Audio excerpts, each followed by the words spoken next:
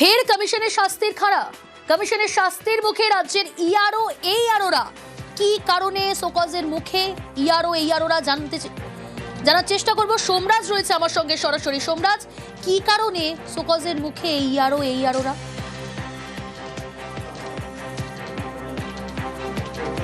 দেখো, গতকালই মুখ্যমন্ত্রী মমতা বন্দ্যোপাধ্যায় অভিযোগ করেছিলেন যে 14 তারিখ দুপুর 3টের সময় কমিশনের সার্ভার বন্ধ করে দেওয়া হয়েছিল এবং সেখানে বহু ভোটারের নথি আপলোড করা যায়নি। তারপর রাজ্যের মুখ্য নির্বাচনী আধিকারিকের দপ্তর এবং জাতীয় নির্বাচন কমিশনের তরফে আলোচনাও হয় এবং সেখানেই দেখা যায় যে 1,16,000-এর মতো ভোটারের নথি আপলোড করা যায়নি 14 তারিখ নির্দিষ্ট সময়সীমার মধ্যে। আর এখানেই কমিশন দেখছে যে একাধিক ইআরও এবং এইআরওর গাফিলতি রয়েছে, কারণ তারা সেই সময়সীমার মধ্যে এই 1,16,000 ভোটারের নথি আপলোড করতে পারেননি। রাজ্যের 23টি জেলাতেই এই একই ছবি ধরা পড়েছে, অর্থাৎ রাজ্যের 23টি জেলাতেই কম বেশি 1,000, 2,000, 5,000 করে প্রায় 1,16,000-এর ভোটারের নথি নির্দিষ্ট সময়সীমার মধ্যে আপলোড করা যায়নি, অর্থাৎ গত 14 ফেব্রুয়ারির মধ্যে। আর সেই কারণেই সেই সব ইআরও এইআরওদের চিহ্নিত করে এবার শোকজ করতে চলেছেন খোদ রাজ্যের মুখ্য নির্বাচনী আধিকারিক মনোজ কুমার আগরওয়াল। ইতিমধ্যেই জাতীয় নির্বাচন কমিশনকেও সেই সুপারিশ তিনি পাঠিয়েছেন, কিন্তু রাজ্যের মুখ্য নির্বাচনী আধিকারিক তিনি নিজের ক্ষমতা প্রয়োগ করেই এই শোকজ করবেন। তার কারণ তিনি মনে করছেন বা কমিশন মনে করছে যে ইআরও ও এইআরওদের গাফিলতি রয়েছে। তারা প্রয়োজনীয় বৈধ ডকুমেন্ট নিয়ে এই ভোটারদের নথি নির্দিষ্ট সময়ের মধ্যে আপলোড করতে পারেননি। আর এই শোকজের মুখে প্রায় 50 থেকে 70 জন ইআরও এইআরও পড়তে চলেছে বলে আমরা কমিশন সূত্রে জানতে পারছি। কেন বললাম 50 থেকে 70 জন ইআরও এইআরও? তার কারণ বিধানসভা ভিত্তিক যে ইআরওদের দায়িত্ব দেওয়া ছিল, যে ইআরওরা এই ভোটারদের নথি নির্দিষ্ট সময়সীমার মধ্যে আপলোড করেনি, তারাও শোকজ হবেন। পাশাপাশি যে এইআরওদের কাজ ছিল, অর্থাৎ সেই ইআরওর অধীনে যে এইআরওরা ছিল, তাদেরও কাজ ছিল নির্দিষ্ট সময়ের মধ্যে নথি আপলোড করা, তারাও সেটা করেননি। অর্থাৎ ইআরও এবং এইআরও দুজনেই শোকজ হবেন। রাজ্যের মুখ্য নির্বাচনী আধিকারিক মনোজ কুমার আগরওয়াল এই শোকজ করবেন। আগামীকাল থেকেই সেই প্রক্রিয়া রাজ্যের মুখ্য নির্বাচনী আধিকারিকের দপ্তর শুরু করে দেবে। এবারে যেটা প্রশ্ন আসে, এই যে 1,16,000 ভোটারের নথি আপলোড করা গেল না, তাদের ভবিষ্যৎ কি হবে? এই বিষয়ে জাতীয় নির্বাচন কমিশনকে ইতিমধ্যেই চিঠি লিখছেন রাজ্যের মুখ্য নির্বাচনী আধিকারিক, যাতে এখন তো আর পোর্টাল নতুন করে খোলা সম্ভব নয়। ফলত সেই জায়গায় দাঁড়িয়ে তাদের বাড়িতে যদি বুথ লেভেল অফিসাররা যান এবং বুথ লেভেল অফিসাররা বাড়িতে গিয়ে তাদের থেকে ডকুমেন্ট নিয়ে। সমীক্ষার নামে ফের তথ্য সংগ্রহের অভিযোগ। বীরভূমের সিউড়িতে সমীক্ষার নামে তথ্য সংগ্রহ, বাড়ি বাড়ি আধার ও ভোটার কার্ডের তথ্য সংগ্রহ। সুপ্রতিম রয়েছে আমার সঙ্গে সরাসরি। সুপ্রতিম, এই যে তিনজন, তাদের তিনজনের ফোন কেড়ে নেয় স্থানীয়রা, এই তিনজন কারা?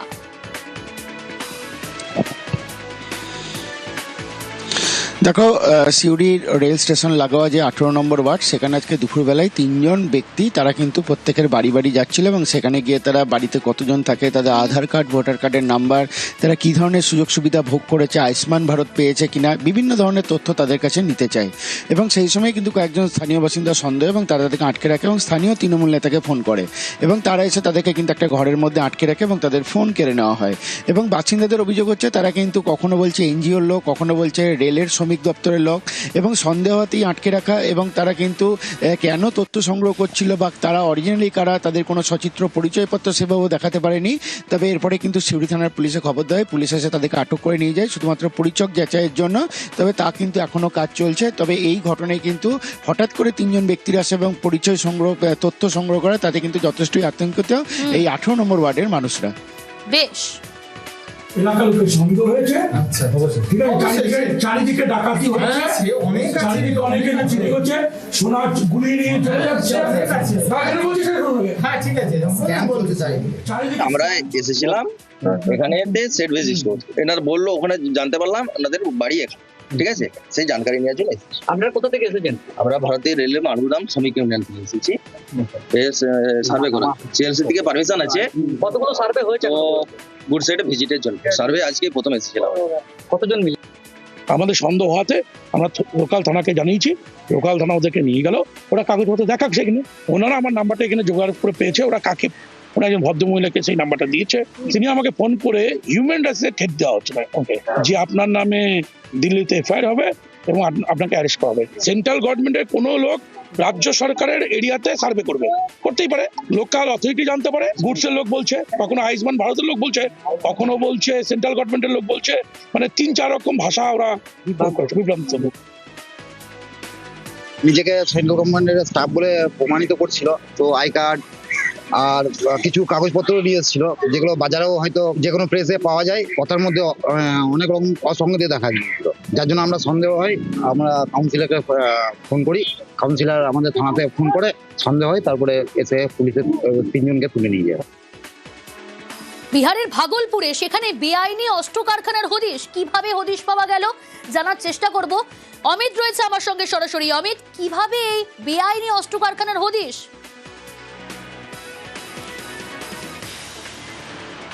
তো কলকাতা পুলিশের এসটিএফ এর তরফে এই অভিযান চালানো হয়। কলকাতা পুলিশের এসটিএফ সূত্র খবর, তারা সূত্র মারফত বা একটা টিপ অফ পেয়েছিলেন যে ভাগলপুর জেলার মধুসূদনপুর থানা এলাকায় একটি বাড়িতে সুতোর মিলের আড়ালে বেআইনি আগ্নেয়াস্ত্র তৈরির কারবার চলছে। সেক্ষেত্রে বিহার পুলিশের এসটিএফ এবং সংশ্লিষ্ট থানাকে সঙ্গে নিয়ে কলকাতা পুলিশের এসটিএফের তরফে গতকাল রাতে এই অভিযান চালানো হয়। সেক্ষেত্রে 5 জনকে গ্রেপ্তার করা হয়েছে, যাদের মধ্যে 4 জন এই ধরনের বেআইনি অস্ত্র তৈরির একদম দক্ষ বা পটু তারা, তাদেরকে ইতিমধ্যে গ্রেপ্তার করা হয়েছে এবং ঘটনাস্থল থেকে 20টি 7.56 mm দেশি পিস্তলের সেমি ফিনিশড পিস্তলের বডি সেখান থেকে পাওয়া গেছে। এছাড়া 8টা ব্যারেল পাওয়া গেছে। এছাড়া একাধিক যন্ত্রপাতি বা যন্ত্রাংশ পাওয়া গেছে, যেগুলো দিয়ে এই ধরনের বেআইনি আগ্নেয়াস্ত্র তৈরি করা হয়। এবং তো জানিয়ে রাখবো যে কলকাতা পুলিশের এই সাফল্যের সাথে সাথে জানিয়ে রাখবো যে গত বছর বেশ কয়েকটি জায়গায়, কলকাতা শহরে বেশ কয়েকটি জায়গায় বেআইনি বা ইললিগাল ফায়ার আর্মস রিকভারি হয়েছিল এবং সেই সমস্ত কেসে তদন্ত করতে গিয়ে সেই সমস্ত ফায়ার আর্মস ঝাড়খণ্ড এবং বিহারে তৈরি হচ্ছিল। এই ধরনের তথ্য কিন্তু কলকাতা পুলিশ পেয়েছিল। তারপরে তাদের নিজস্ব ইন্টেলিজেন্স ইনপুটকে কাজে লাগিয়ে এই ধরনের গত 6-7 মাসে এই ধরনের 7 থেকে 8টি কারখানা তৈরি হদিশ পাওয়া গেল ঝাড়খণ্ড এবং বিহারে, যেখানে কলকাতা পুলিশের এসটিএফ যৌথভাবে অভিযান চালিয়েছে এবং গতকাল রাতেও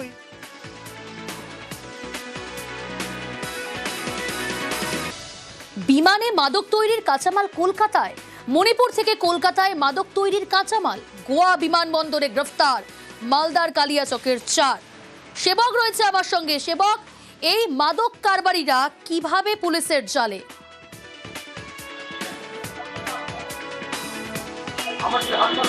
একদমই দেখো, এতদিন ধরে পুলিশ যেটা পাচ্ছিল যে মাদকের জাল উত্তর পূর্বের বিভিন্ন রাজ্য থেকে মাদকের কাঁচামাল আসছে মালদার কালিয়াচকে, সেখানে তা প্রসেস করে ব্রাউন সুগার তৈরি করে দেশের বিভিন্ন জায়গায় ছড়ানো হচ্ছে, এমনটাই পুলিশের ধারণা ছিল। বেশ কয়েকজনকে গ্রেপ্তার, প্রচুর ব্রাউন সুগার সিজার হয় ইতিমধ্যে। কিন্তু এবার পুলিশের চক্ষু চড়ক গাছ, কারণ মালদার কালিয়াচকের একদল যুবক, তারা কলকাতার নিউ টাউনে ঘাঁটি গেড়ে সেখান থেকে অপারেট করছিল মাদক চক্র এবং বিমানে মণিপুরের ইম্ফল থেকে বিমান যোগে আনা হচ্ছিল মাদক তৈরির কাঁচামাল কলকাতায়। এরপর সেগুলি বিভিন্ন রাজ্যে পৌঁছানোর কাজ করছে এই চক্র।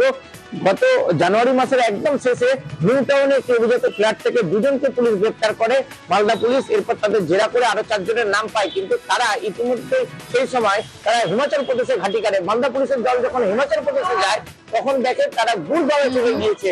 পুলিশ যখন গুড়গাঁওয়ে পৌঁছয় তখন দিল্লি গোয়া বিমানের চেপে তারা মাদক নিয়ে গোয়ায় চলে যায়, গোয়ায় রওনা হয়ে যায়। এই তথ্য পাওয়ার পরেই মালদা পুলিশ সঙ্গে সঙ্গে গোয়া পুলিশের সঙ্গে যোগাযোগ করে এই 4 যুবকের ছবি এবং সমস্ত তথ্য গোয়া পুলিশকে দিয়ে দেওয়া হয়। তারপরে গোয়া বিমানবন্দরে এই 4 জনকে গ্রেফতার করা হয়েছে। অর্থাৎ আগে 2 মাদক কারবারি গ্রেফতার, তাদের জেরায় এরপর গোয়া থেকে গ্রেফতার 4 মাদক কারবারি। বেশ, নির্দিষ্ট খবরের উপর ভিত্তি করে কলকাতার নিউ টাউনের 2 জন অ্যাকিউজকে আমরা অ্যারেস্ট করি। একজনের নাম ডালিম, একজনের নাম বেনাল। ডিউরিং ইন্টারোগেশন আমরা ওদের কাছ থেকে একটা অ্যাপ্রক্স 500 গ্রামের মতো crude essential ingredient for manufacturing brown sugar সেটা সিজার করি এবং এদের কাছ থেকে আমরা বেশ কিছু তথ্য পাই যে এই র্যাকেটটার মধ্যে আর কারা কারা যুক্ত আছে। আমরা একটা এক্সপার্ট টিম তৈরি করি, সেই টিম কন্টিনিউয়াস এদেরকে ট্র্যাক করা শুরু করে। With the assistance of the Goa police আমরা তাদেরকে ডিটেন করি। এয়ারপোর্টে ডিটেন করার পর আমরা তাদেরকে ট্রানজিট রিমান্ডে নিই। ট্রানজিট রিমান্ডে নিয়ে এসে আমরা এসওপি অনুযায়ী আমাদের যে এখানকার মালদা কোর্টে তাদেরকে ফরওয়ার্ড করি এবং 7 দিনের রিমান্ড পাওয়া যায়। আর এবার নজর রাখি পুরুলিয়ার দিকে। সেখানে বাজি কারখানায় আগুন। পুরুলিয়া শহরের কপুর বাগান এলাকায় ভয়াবহ আগুন লাগে। বেআইনি বাজি কারখানা বলে দাবি করছেন স্থানীয় বাসিন্দারা। পুলিশ সূত্রে কি জানা যাচ্ছে আরো জানার চেষ্টা করবো। ইন্দ্রজিৎ রয়েছে আমার সঙ্গে সরাসরি। ইন্দ্রজিৎ, প্রিয়াঙ্কা, এই মুহূর্তে আগুন অনেকটাই নিয়ন্ত্রণে, তার কারণ দমকলের দুটি ইঞ্জিন এখানে যায় এবং দীর্ঘক্ষণের চেষ্টায় আগুন নিয়ন্ত্রণে আনে। এবং কপ্পুর বাগান এলাকায় যে বাড়িতে বিস্ফোরণ হয় এবং একের পর এক তীব্র শব্দে কেঁপে ওঠে গোটা এলাকা, গোটা বাড়ি একেবারে জ্বলতে শুরু করে, ফলে স্বাভাবিকভাবে স্থানীয় বাসিন্দারা এলাকা ছেড়ে পালিয়ে যায় এবং তাদের স্থানীয় বাসিন্দাদের অভিযোগ যে এখানে একটা বেআইনি বাজি কারখানা চলতো। যদিও পুলিশ তদন্ত শুরু করেছে, পুলিশের পক্ষ থেকে দেখা হচ্ছে যে এটা বাজি কারখানা না, ওখানে বাজি মজুত করা হতো। যদিও এই ঘটনায় ইতিমধ্যে দুজন গুরুতর আহত হয়েছে বলে আমরা জানতে পেরেছি এবং গোটা এলাকায় পুলিশ মোতায়েন রয়েছে এবং ভিতরে যে বাজি যেখানে মজুত ছিল বা যে কারখানা ছিল বলে স্থানীয়দের অভিযোগ, সেই বিষয়গুলি খতিয়ে দেখছে পুলিশ। কিন্তু যে ভয়াবহ অগ্নিকাণ্ড, যে একের পর এক যে বিস্ফোরণ হয়, তাতে একেবারেই পুলিশের প্রাথমিক অনুমান যে ব্যাপক হারে বাজি ওখানে মজুদ ছিল। বেশ, তো এখানে ওই ফটকা বাঁধা হইতো, ফটকা বাঁধতো, বাজার বিক্রি করতো, এইসব হইতো। মানে ফটকার কারখানা ছিল? ফটকার কারখানা ছিল। জানতেন যে এখানে বাজি কারখানা আছে? মানে হ্যাঁ জানতো, সব লোকে জানতো। মুর্শিদাবাদের দিকে নজর রাখি। সেখানে পদ্মার চরে ফের মাটি চুরি। ভারত বাংলাদেশ সীমান্তে মাটি মাফিয়ার দাপট। ভগবানগোলা 2 নম্বর ব্লকের শঙ্করপুরের ঘটনা। নদীর চরের মাটি কেটে নির্মাণ কাজে ব্যবহার, মাটি মাফিয়ার দৌরাত্ম্য মুর্শিদাবাদে। রাকিবুল রয়েছে আমার সঙ্গে। রাকিবুল, প্রশাসনের তরফ থেকে কি ব্যবস্থা নেওয়া হচ্ছে? এইভাবে পদ্মার চরে ফের মাটি চুরি করা হচ্ছে।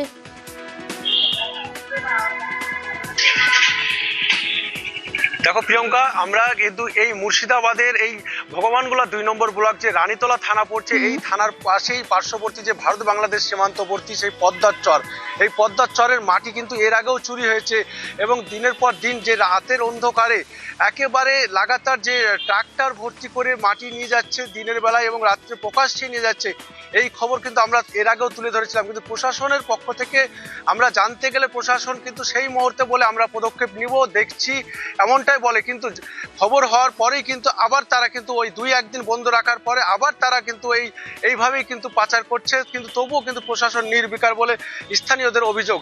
স্থানীয়দের আরও অভিযোগ করেন যে এই পদ্মার যে জল শুকিয়ে গেলেই সেই পদ্মা থেকে মাটি চুরি করে নিয়ে যায় এবং নিয়ে যাওয়ার ফলে রাস্তার যে অবস্থা খারাপ হচ্ছে রাস্তায়, এবং রাস্তা দিয়ে যেভাবে ট্রাক্টর যাতায়াত করছে, যে কোনো সময় দুর্ঘটনা ঘটতে পারে বলে আশঙ্কা করছেন গ্রামবাসীরা।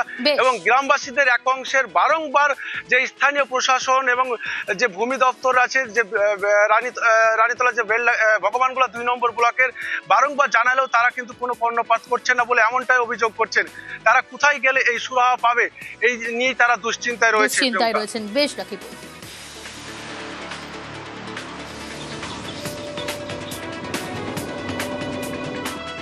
মালদার দিকে নজর রাখি। সেখানে গাছ চুরির বিরুদ্ধে পদক্ষেপ নেওয়ায় আক্রান্ত বন দপ্তরের আধিকারিক। মালদার চাঁচলে বন দপ্তরের অফিসে ঢুকে রেঞ্জ অফিসারের ওপর হামলা, বেধড়ক মারধর করে মাথা ফাটিয়ে দেওয়া হলো। কারা হামলা চালালো জানার চেষ্টা করব। সেবক রয়েছে আমার সঙ্গে সরাসরি। সেবক, গাছ চুরির বিরুদ্ধে পদক্ষেপ নিতে গিয়ে আক্রান্ত হতে হলো বন দপ্তরের আধিকারিককে, কারা হামলা চালালো?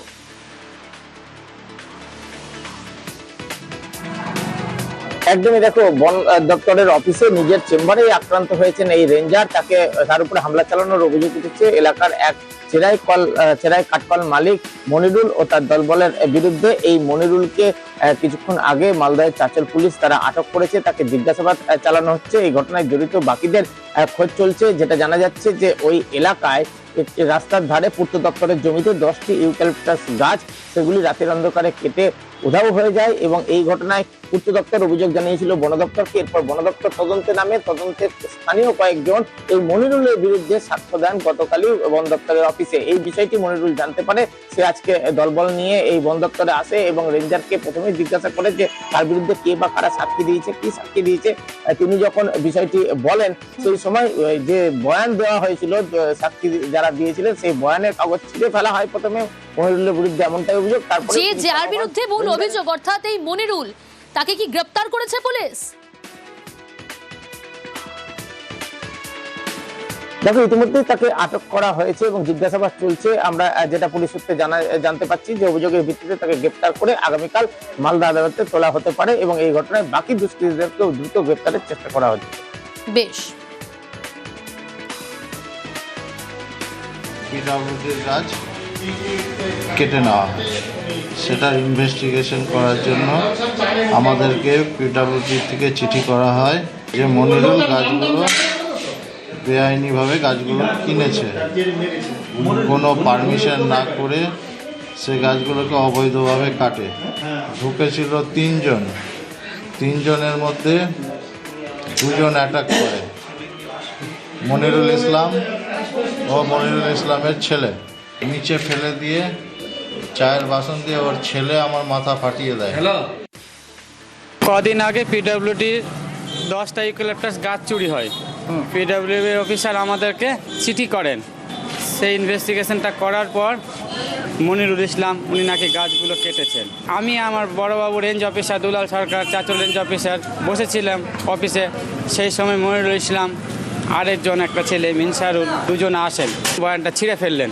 ছিঁড়ে ফেলার পর বরাবর গায়ে হাত দেন চড়াও করে। চায়ের সসপ্যান ছিলেন স্টিলের, সেটা দিয়ে মাথায় আঘাত করা হয়। উপযুক্ত আইনগত ব্যবস্থা নেওয়া। কারা ইনভলভ স্যার কিছু পেয়েছে? আমরা একটা কমপ্লেন পেয়েছি, আমরা অ্যালিগেশনকে ভেরিফাই করব, যে বা যারা যুক্ত থাকবে তার এগেইনস্টে উপযুক্ত ব্যবস্থা নেওয়া হবে। মিনাখার একটা ছবি দেখাই আপনাদের, সেখানে বিজেপির অফিসে হামলা দেখুন।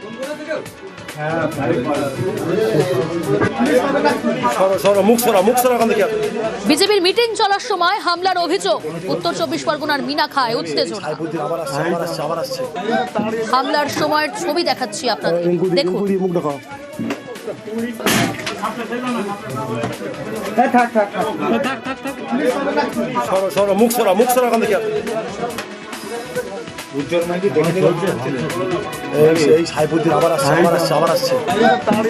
বিজেপি অফিসের বাইরে বাইক পর্যন্ত ভাঙচুর করা হয়।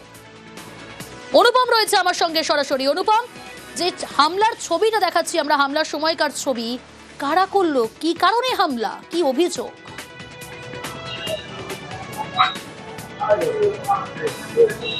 দেখো প্রিয়াঙ্কা, এই যে মিনাখার বামনপুকুরে বিজেপির অফিসে তাদের বিজেপির মিটিং চলাকালীন কিছু দুষ্কৃতী হামলা করলো, বিজেপি কর্মী সমর্থকদেরকে মারধর করা হলো, বিজেপি কর্মী সমর্থকদের মোবাইল এবং গাড়ি ভাঙচুর করা হলো।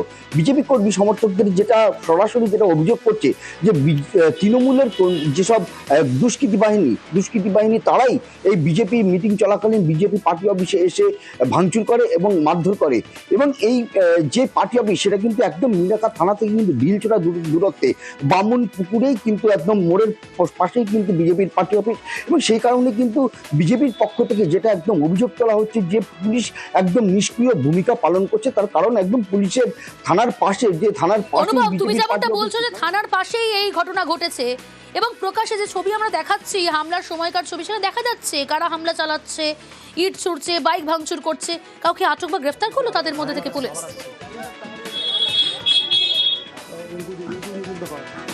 না, দেখুন এখনো পর্যন্ত এই ঘটনায় কিন্তু কারোকেই কিন্তু গ্রেপ্তার বা আটক কিন্তু করা হয়নি।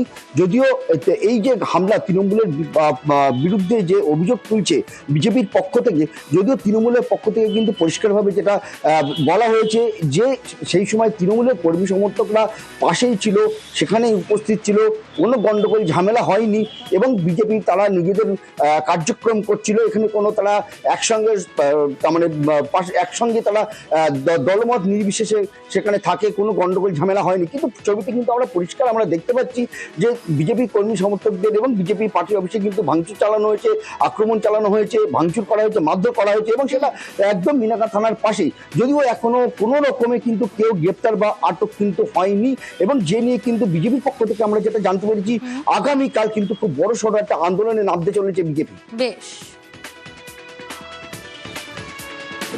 ভারতীয় জনতা পার্টির কার্যক্রম চলাকালীন গৃহ সম্পর্ক অভিযানে সেখানে তৃণমূল কংগ্রেসের এবং আইব গাজীর কিছু উগ্র দুষ্কৃতীরা এসে আমাদের মণ্ডল সভাপতি সহ বিজেপির কার্যকর্তাদের উপরে যে বর্বরচরিত হামলা চালিয়েছে, বাইক থেকে শুরু করে ভাঙচুর করেছে, তীব্র নিন্দা জানায়। পুলিশ দলদাসের পুলিশ কোনো ব্যবস্থা নেবে না। এই তো আমরা এখানে ঘুরে বেড়াচ্ছি, সবাই আছে, ওরাও তো ওদের মতো মিটিং করছে, ওরা সব করছে, কোনো কিছু অসুবিধা নেই, সবই তো ঠিকঠাকই আছে, কোনো আমি তো জানি না। তো একেবারে বিজেপির তরফ থেকে অভিযোগ করা হচ্ছে যে একেবারে দুষ্কৃতী, যারা তৃণমূল কংগ্রেসের দুষ্কৃতী, একেবারে বাইরে থেকে হামলা চালিয়েছে, বাইক ভাঙচুর করেছে, মারধর করেছে, ঘরে বন্দি করে রেখে। থানার কাছাকাছি আছি, এই তো এখানে বসে দোকানে বসে চা খাচ্ছি, আমাদের সব কর্মীরা এখানে বসে করছে, ওরাও মিটিং করছে আনন্দ করে, এখানে কোনো সমস্যা নেই। তো আমরা সর্বতভাবে একসঙ্গেই থাকি এখানে। আর এবার হুগলির দিকে নজর রাখি, সেখানে বিজেপির গোষ্ঠী কোন্দল, বিজেপির যুব মোর্চার সভাপতিকে মানতে নারাজ।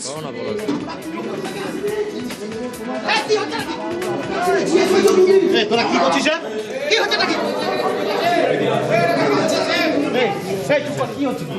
ছাড়ো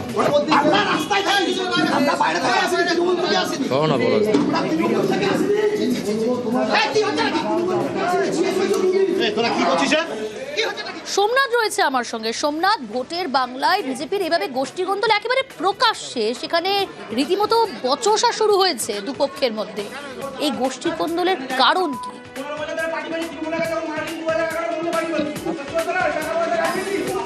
দেখো প্রিয়াঙ্কা, এই যুব মোর্চার যে সভাপতি হয়েছেন সৌম্যত দত্ত, একে মানতে নারাজ বিজেপি কর্মীর একাংশ। কেননা 2021 সালের আগে তৃণমূলে তিনি ছিলেন, তৃণমূলের বিজেপি নেতা, তিনি তৃণমূল নেতা, যুব নেতা হিসেবে ছিলেন। 2021-এর পর বিধানসভা, 2021-এর বিধানসভার পর তিনি রাজ্য নেতৃত্বের হাত ধরে তিনি বিজেপিতে জয়েনিং করে, এবং যে একে যখন সৌম্যত দত্তকে যখনই পদ দেওয়া হয়, সভাপতি পদ দেওয়া হয়, তাতে একাংশ নারাজ হয়। কেননা সেই একাংশ বিজেপি কর্মীদের দাবি তাদের একাংশ মার খেতে হয়েছে, এবং এই যে সেটিং রাজনীতি, সেটিং হয়ে তিনি পদ পেয়ে গেলেন, এবং যাদের আশা ছিল, লিস্টে ছিল নাম, তাদের নাম বাদ গেল। এই যে পরিবর্তন যাত্রার আজকে একটা মিটিং ছিল এই জেলা পার্টি অফিসে, বিজেপি জেলা পার্টি অফিসে মিটিং থাকাকালীন দেখা গেল একটি ভিডিও ভাইরালে, সেখানে রীতিমতো চিল্লামিল্লি, চেঁচামেচি বিজেপি একাংশ যারা কর্মীরা রয়েছে তাদের মধ্যে দেখা গেল, এবং উচ্চ নেতৃত্ব যারা রয়েছে, যারা নেতৃত্ব রয়েছে, তারা এই সামাল দিতে, এই যে চেঁচামেচি সামাল দিতে তাদের নামতে হয় এবং তাদেরকে সামাল দেয়। এবং এই বিষয়টা যারা নেতৃত্ব থেকে আমরা যখন তাদের জিজ্ঞাসা করি, তারা বলেন যে সাংগঠনিকের যেসব সমস্যা, সাংগঠনিক সমস্যা রয়েছে, এই সাংগঠনিকের সমস্যা এটা ছোটোখাটো হতেই পারে, এটা আমাদের দলের আভ্যন্তরীণ ব্যাপার, এটা আমরা নিজেদের মধ্যে মিটিয়ে নেব। কিন্তু তৃণমূলে এই খোঁচা দিতে সারিনি, তারা বলতে থাকে যে নিজেদের দলকে, নিজেদের ঘরকে সামলাতে পারছে না, তারা আশা করছে যে 2026-এ তারা বিধানসভা জিতবে এবং তারা রাজ্যে আরো সিট বাড়বে। এতেই রাজনৈতিক একটা তরজা শুরু হয়। প্রিয়াঙ্কা, বেশ,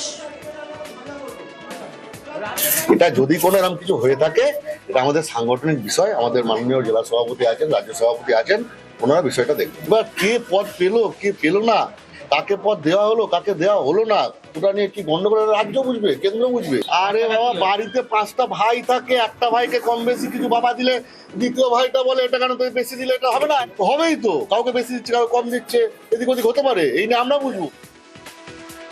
বারাসাতের দিকে নজর রাখি, সেখানে আবার বিজেপি নেতার বাড়ি এবং গাড়িতে হামলা।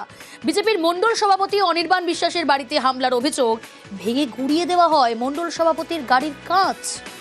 জিয়াউল রয়েছে আমার সঙ্গে। জিয়াউল, কি কারণে হামলা, কারা হামলা চালালো?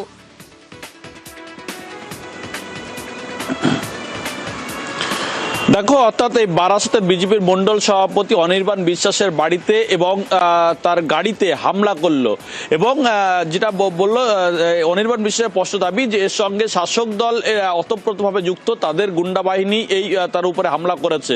সিসিটিভি ফুটেজেও কিন্তু স্পষ্ট যে এক ব্যক্তি বাইকে করে গিয়ে সেখান থেকে গিয়ে তার বাড়ি এবং গাড়িতে হামলা করে সেখান থেকে চম্পট দেয়, এটাও কিন্তু পুলিশে তুলে দেওয়া হয়েছে।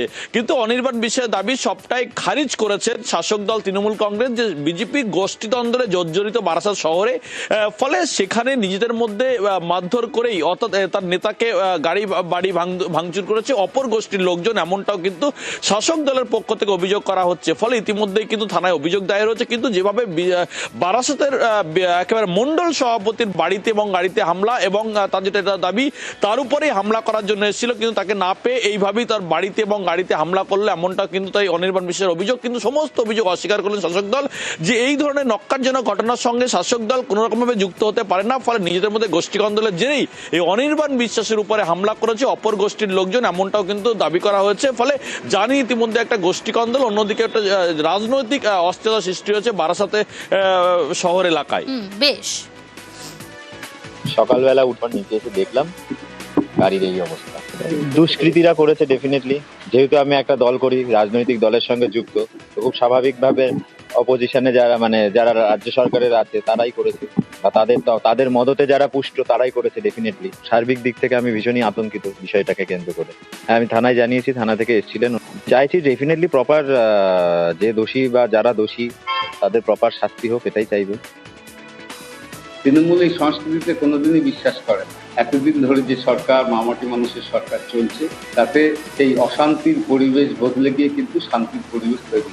আমরা যারা তৃণমূল করি তারা কখনোই বিরোধী দল কিংবা সাধারণ মানুষের উপরে কোনো রকম অত্যাচারে বিশ্বাসী নয়। এবার সেটাকে তৃণমূল উপরে চাপিয়ে দেওয়ার চেষ্টা করছে। তৃণমূল কংগ্রেস এই রাজনীতিতে বিশ্বাস করে না। বিজেপিকে তৃণমূল কংগ্রেস বারাসাতে সেভাবে হিসাবের মধ্যে রাখে। কুলটিতে তৃণমূল বিজেপি ঝামেলা, শুধু ঝামেলা নয়, হাতাহাতি। আম্বেদকরের মূর্তি বসানো ঘিরে চর্চা।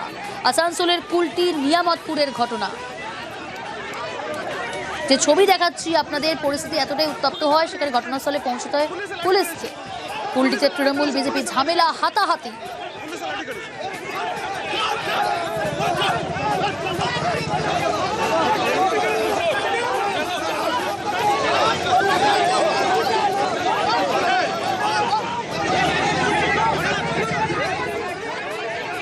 দীপক রয়েছে সরাসরি। দীপক, এরকম বিশৃঙ্খলা পরিস্থিতি তৈরি হওয়ার কারণ কি?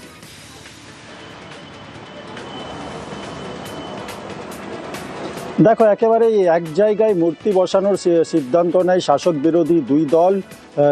গতকালকেই ওই জায়গা পরিদর্শন করে কুলটির বিধায়ক বার্নপুর ইস্কো কারখানার আধিকারিকদের নিয়ে, এবং চূড়ান্ত সিদ্ধান্ত হয় কি আগামী পরশুদিন সেইখানে মূর্তি বসানোর জন্য শিলান্যাস অনুষ্ঠান করা হবে। তার কিন্তু 24 ঘন্টা কাটতে না কাটতে দেখা যায় কি ঠিক একই জায়গায় ডক্টর আম্বেদকরের প্রতিমা বসানোকে কেন্দ্র করে তৃণমূল সেই জায়গায় শিলান্যাস করে ফেলেছে একটি আম্বেদকরের ছবি দিয়ে। তাতেই উত্তেজনা বাড়ে এবং বিকেল গড়াতেই দুই দল এক জায়গায় জমায়েত হয় শাসক বিরোধী, এবং স্লোগান প্রথমে শুরু হয়, পরে কিন্তু হাতাহাতিতে পরিস্থিতি চলে যায়। ঘটনাস্থলে কুলটি থানার বিশাল পুলিশ বাহিনী পৌঁছে পরিস্থিতি নিয়ন্ত্রণে আনার চেষ্টা চালায়। প্রায় আধ ঘন্টা পরে পুলিশ পরিস্থিতি নিয়ন্ত্রণে এনেছে। কিন্তু একদিকে যেমন নির্বাচন যত কাছে আসছে এবং মূর্তি বসানোকে কেন্দ্র করে যেভাবে রাজনীতি সরগরম হয়ে হচ্ছে কুলটিতে, তাতেই কিন্তু বোঝা যাচ্ছে কি কুলটির রাজনীতিতে পারা কতটা উঠছে এই নির্বাচন যত এগিয়ে আসছে। বেশ, আমরাই আগে প্ল্যানিংটা করেছিলাম, ওরা প্ল্যানটা হাইজ্যাক করার চেষ্টা করছিল। আম্বেদকরের সৃষ্টিটাকে মানতে হবে, সংবিধান মানতে হবে, কনস্টিটিউশন মানতে হবে, দেশের গণতন্ত্রটা মানতে হবে। বিজেপি কি সেটা মানে? আমাদের অনেক দিনের পরিকল্পনা ছিল আমাদের এই অঞ্চলে বাবা সাহেবের একটি মূর্তি আমরা স্থাপন করব। আগামী 14 এপ্রিল বাবা সাহেবের 135তম জন্মদিন উপলক্ষে আমাদের এখানে বাবা সাহেবের মূর্তি উদ্ঘাটিত হবে। বর্তমানে কেন্দ্রীয় সরকার দেশের যা পরিস্থিতি করে রেখেছে, তাই এই মুহূর্তে বাবা সাহেবকে আমাদের প্রতি মুহূর্তে দরকার। আমরা চিঠি করেছি, আশা করি অনুমতি পাবো। এরা বাবা সাহেবের বিরোধী লোক, যারা ওখানে একটা ফটো বসাচ্ছে, ওখানে বড় পোডিয়াম লাগিয়ে 6 ফুটের মূর্তি সেল লাগাচ্ছে। এতে আমাদের ওর বিজেপির কিছু যাওয়া আসা নেই। বিজেপি করে নেই, এটা সেল করছে। আমরা আপিল করেছিলাম সেল ম্যানেজমেন্টকে এটা করতে, তারা CSR ফান্ড থেকে এটা লাগাচ্ছে। এতে তো পার্টি জল ঘোলার কোনো প্রশ্ন নেই। প্রশাসনকে জানিয়ে দিয়েছি, এভাবে যদি করেন বিজেপি নয়, ওই SC সমাজের লোক আসবে, তারা বুঝবে কিভাবে খেলা হয়। পূর্ব বর্ধমানের জামালপুরে সেখানে বিডিওর নাম করে টাকা দাবি, বিডিওর নামে ফোন করে চাকরির প্রতিশ্রুতি। কারা করছে, কিভাবে এই চক্র কাজ করছে, কতদিন ধরে, কি ঘটনা, আরো বিস্তারিত জানাবে শরদিন্দু রয়েছে আমার সঙ্গে সরাসরি। শরদিন্দু,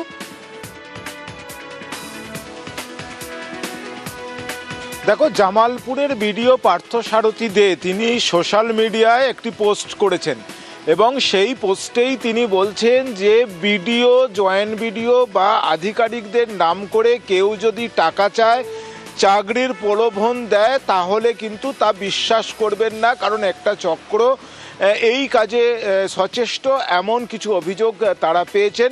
সে কারণেই এলাকার বাসিন্দাদের বা জামালপুরের বাসিন্দাদের সচেতন করতেই তিনি এই পোস্ট করেছেন। এবং যেটা জানা যাচ্ছে, জামালপুরের পাঁচরার এক পরিবারের কাছ থেকে এই জয়েন্ট ভিডিওর নাম করে সেখানে চাকরির প্রলোভন বা সরকারি প্রকল্প পাইয়ে দেওয়ার নাম করে তাদের কাছ থেকে ব্যাংক অ্যাকাউন্ট সহ বিভিন্ন তথ্য হাতিয়ে নিয়ে অনলাইনে তাদের অ্যাকাউন্ট থেকে টাকা তুলে নেওয়া হয়েছে। এবং এই ধরনের খবর সামনে আসার পরই একদিকে যেমন বিডিও অফিসের পক্ষ থেকে বিডিও তিনি জামালপুর থানায় লিখিত অভিযোগ জানিয়েছেন, পাশাপাশি তিনি সোশ্যাল মিডিয়াকে ব্যবহার করেছেন জামালপুর ব্লক অফিসের সোশ্যাল মিডিয়া পেজে। সেখানে তিনি এই পোস্ট করেছেন যে তার বা তার একেবারেই সঙ্গে থাকো।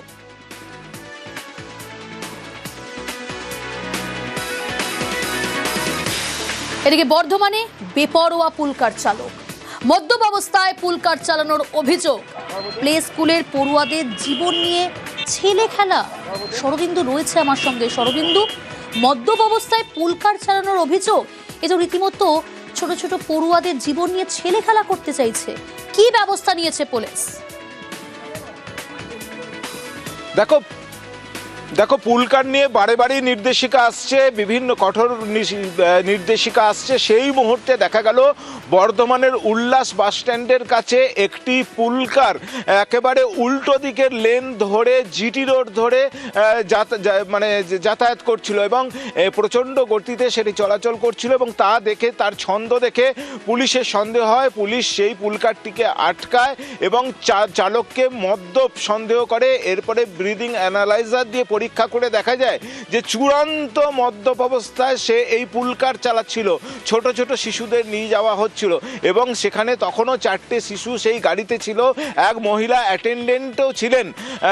ট্রাফিক পুলিশের পক্ষ থেকে তাদেরকে নামানো হয়। এই যে চালক, তাকে বর্ধমান থানার পুলিশের হাতে তুলে দেওয়া হয় এবং পুলিশের পক্ষ থেকেই পুলিশের চালক দিয়ে ওই পুলকারের যারা ছাত্রছাত্রী ছিল এবং মহিলা অ্যাটেন্ডেন্ট তাদের গন্তব্যস্থলে অর্থাৎ তাদের বাড়িতে পৌঁছে দেওয়া হয়। এবং এই যে এই ঘটনায় উদ্বিগ্ন অভিভাবকরা, তারা বলছেন যে বাদবাকি যেসব সরকারি বেসরকারি পুলকার রয়েছে সেগুলির অবস্থা কেমন, সেগুলো রাস্তায় চলাচলের যোগ্য কিনা এবং চালকরা শারীরিক এবং মানসিক দিক দিয়ে তারা গাড়ি চালানোর পক্ষে সক্ষম কিনা, সেসব বিষয়ে নিয়মিত নজরদারিতে রাখা হোক এবং স্কুল কর্তৃপক্ষ তাদেরও একটা যেমন দায়িত্ব থাকবে। জানো না বার্থডে ছিল, খেয়েছে, কিন্তু বাচ্চাদেরকে নিয়ে যাচ্ছ, তুমি মদ খেয়ে গাড়ি চালাবে? একটা মারুতি ভ্যান যে রাস্তায় গাড়িটা যাওয়ার কথা সেই রাস্তায় না গিয়ে উল্টা লেনে যাচ্ছে, লেন ভাইলেশন করছে। তখন আমার একটা সন্দেহ হয়, নদীর থেকে একটা অ্যালকোহলের গন্ধ পেলাম, সাথে সাথে আমরা বাচ্চাগুলোকে নামালাম।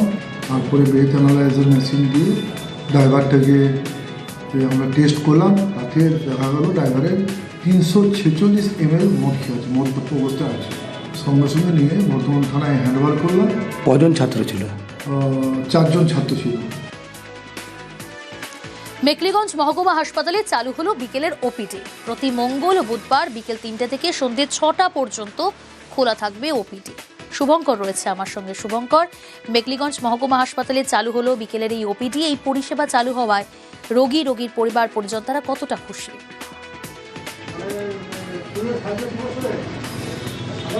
হ্যাঁ দেখো, একেবারেই এতদিন কিন্তু এই মেখলিগঞ্জ মহকুমা হাসপাতাল সীমান্তবর্তী একটা এলাকার গুরুত্বপূর্ণ হাসপাতাল। সেই হাসপাতালে সকালে থেকে দুপুর পর্যন্ত ওপিডি চলতো। কিন্তু এই যে হাসপাতাল কর্তৃপক্ষ দূর দূরান্ত থেকে আসা বাসিন্দাদের সুবিধার্থে এখন থেকে সান্ধ্যকালীন ওপিডি চালু করেছে। প্রতি মঙ্গলবার ও বুধবার এই ওপিডি চলবে এবং আপাতত প্রথম পর্যায়ে স্ত্রীরোগ বিশেষজ্ঞ এবং শিশুরোগ বিশেষজ্ঞরা বসবেন এবং হাসপাতাল কর্তৃপক্ষ জানিয়েছে আগামীতে এই পরিষেবা আরও বাড়ানো হবে। ফলে এই যে হাসপাতালের এই উদ্যোগ, সেই উদ্যোগে কিন্তু খুশি এলাকার বাসিন্দারা। প্রিয়াঙ্কা, আমরা দেখেছি যে অনেক সময় মায়েরা দুপুরবেলায় কাজকর্ম করে বাড়ির, তার জন্য তারা নিজেদের গর্ভবতী মায়েরা হাসপাতালে অনেক সময় আসতে পারে না। তারপরে ছোটো ছোটো শিশুরা, মায়েরা কাজ করার জন্য আসতে পারছে না। অনেক সময় স্কুলের থেকে বাচ্চারা থাকে, তার জন্য তারা হাসপাতালে আসতে পারে না। কিন্তু বিকেলের দিকে দেখছি আমরা অনেক শিশু ও মায়েরা শারীরিক অসুবিধা নিয়ে হাসপাতালে আসছে।